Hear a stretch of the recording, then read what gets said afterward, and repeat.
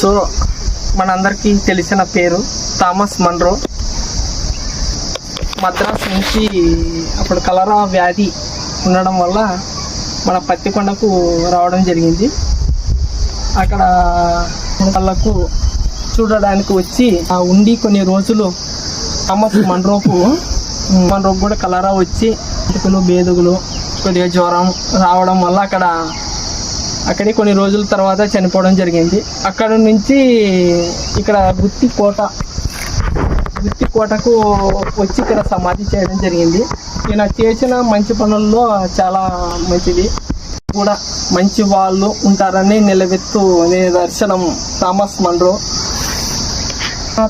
Munro పనులు చాలా మంచివి. కొన్ని రైతు వారి శిస్తు కానీ, పాలేగారుల వల్ల విముక్తిగా కల్పించడము, చదువు లేని వాళ్ళకు విద్య కల్పించడము, నిరుపేద వాళ్ళ మంచిగా చూసుకోవడము, ఇలా చాలా మంచి పనులు చేశాడు థామస్ మన్రో.